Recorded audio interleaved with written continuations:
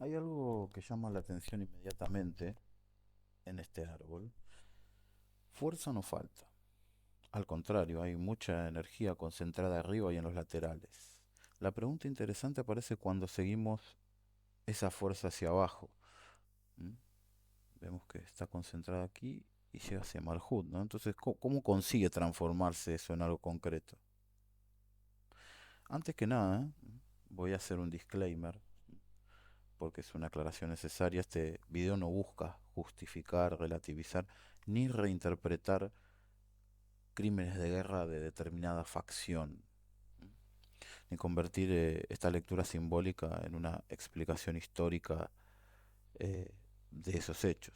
Lo que voy a observar ahora es y resaltar es exclusivamente la configuración que aparece en este árbol y las sinergias que se forman entre sus partes. Dicho esto, voy a revelar a quién pertenece este árbol, a un personaje altamente polémico, oscuro, perverso y despreciable de la historia humana. Pero bueno, vamos a aprender del mal, porque del mal también se puede aprender. Vemos que este árbol tiene cuatro fuerzas que lo dominan. ¿M?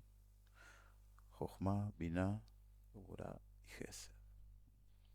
Los cuatro sefirot que sobresalen, podemos ver que tienen promedios de expresión muy similares, Jochma iguales, ¿no? Binah y Geburah, y un poco por arriba Gesed. Esto, eh, dicho de una manera simple, es una combinación muy potente porque Jochma empuja y proyecta, Binah organiza y le da forma. Geburah, digamos que recorta, disciplina y establece límites, y Gesed expande. ¿Para qué? Para tomar una dirección y llevar todo mucho más lejos. El problema no parece estar en generar una idea, estructurarla o sostenerla. Todo eso tiene muchísimo combustible. El contraste aparece abajo. Toda esa potencia tiene que encontrar una forma de llegar hacia la realidad. Y eh, vemos que los pilares, por ejemplo el pilar de la severidad y el pilar de la misericordia, tienen porcentajes de expresión muy equilibrados, ¿no? El de los laterales, ¿no? La severidad tiene 1,10 y la misericordia tiene 1,12. Pero el del equilibrio cae, ¿m? Cae a 0,63. Y esto nos da una imagen bastante clara. Expansión y restricción pueden ser muy fuertes al mismo tiempo. Hay capacidad para avanzar y también para imponer límites. Lo que tiene menos peso es el centro encargado de integrar esas fuerzas. Por eso este árbol no se entiende mm, diciendo simplemente que es severo o expansivo.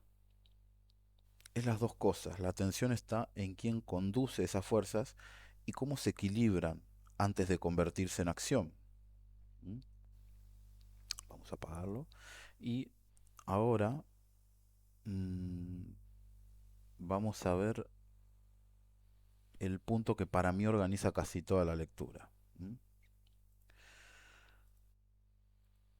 Eh, Malhut es la sefirá más baja del árbol, lo que representa, bueno, la llegada a lo concreto, la expresión dentro del mundo de la materia, tiene un 0,33, pero además falta el sendero 21, que es el que está aquí, el que va de Yesod a Malhut. Es decir, o sea, la bajada central no termina de completarse. Entonces, la energía necesita buscar otra salida. ¿Ok? Y una de las vías que aparece con claridad pasa por Od y por el sendero número 20, como acabo de resaltar. En términos humanos, eso pone mucho peso en la elaboración mental, en la palabra, la organización, la formulación y la construcción de una estructura capaz de intervenir sobre la realidad. Ahora vamos a ver estos senderos que se repiten. tenemos el número 3, el número 9 y el número 12. ¿Mm? No hace falta tampoco memorizar los números. Lo importante es entender que son rutas que vuelven a aparecer en distintas capas del árbol. A pesar de que parecen tres caminos reforzados, ¿no? Cuando un mismo camino se repite, deja de ser una posibilidad secundaria y se convierte en una especie de vía preferente. El árbol vuelve una y otra vez sobre determinadas formas de procesar, decidir y actuar. El sendero 3 es especialmente fuerte. Esa insistencia refuerza todavía más la realización entre visión y estructura. No alcanza con imaginar. Hay una tendencia muy marcada a organizar la idea, darle forma y convertirla en una construcción coherente. Eso del lado del aspecto intelectual. Ahora vayamos hacia el sendero oculto. El número 17. Es una de las cosas más interesantes que tiene el árbol. Es el sendero que está entre Netzach y Yesod. A diferencia de los caminos que vemos directamente en la estructura principal, esta línea aparece como una corriente más profunda. Une una zona vinculada al deseo, el impulso y la persistencia con Yesod, donde todo eso empieza a convertirse en identidad interior y fundamento, ¿no?, de la expresión hacia el exterior. Por eso podemos leerlo como algo que trabaja por debajo de la superficie, una fuerza de deseo e individualidad que no necesariamente se muestra de entrada, pero que puede alimentar de manera constante aquello que la persona termina sosteniendo. Luego, otra de las cosas que me parecen muy, muy interesantes son las tríadas que posee este árbol. Tenemos, por ejemplo, la tríada de la fe, que une esta sefirot. Acá la convicción puede adquirir mucha fuerza. Una idea no queda simplemente como una hipótesis, puede transformarse en algo que organiza la mirada y sostiene una dirección.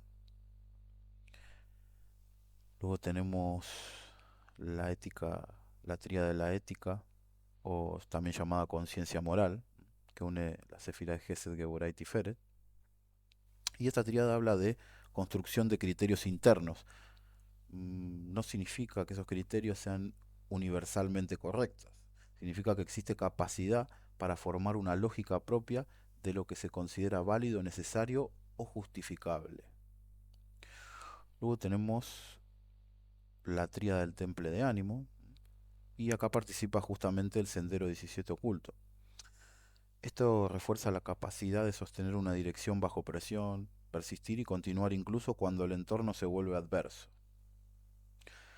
Luego tenemos otra tríada completa, que es la de la innovación, Jochma, Gesed y Tiferet. Esta tríada muestra que hay capacidad para romper una forma anterior y producir otra. No necesariamente innovación en un sentido positivo. Hablamos de la capacidad estructural de alterar un orden y proponer uno diferente. Luego tenemos la tríada de la conservación completa, Binah, Geburah, Tiferet. Y acá aparece algo muy interesante.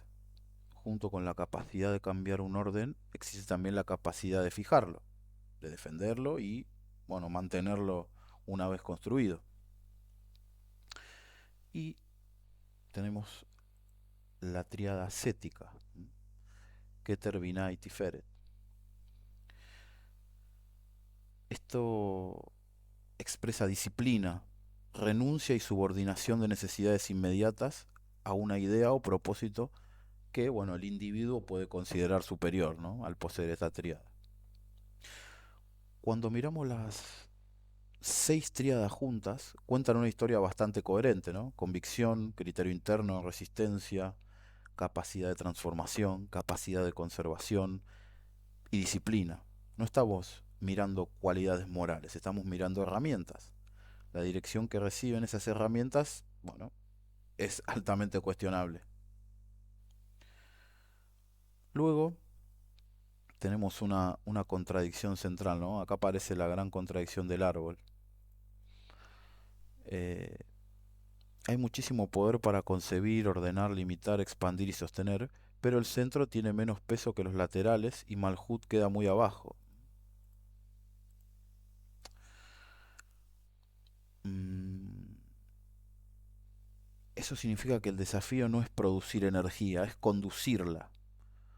Cuando las fuerzas laterales dominan y el centro integra menos, una estructura puede volverse extraordinariamente coherente consigo misma sin que eso garantice equilibrio. Ese punto es importante. Integración no significa bondad. Una persona puede tener circuitos internos muy consolidados y utilizarlos en una dirección profundamente destructiva. El árbol describe relaciones y potencias, no absuelve ni condena moralmente a quien los porta. Mm, Si tuviera que resumir todo este árbol en una sola imagen, diría esto. Una enorme maquinaria funcionando arriba y a los costados, con visión, estructura, disciplina y expansión, pero obligada a buscar caminos indirectos para convertir toda esa potencia en realidad.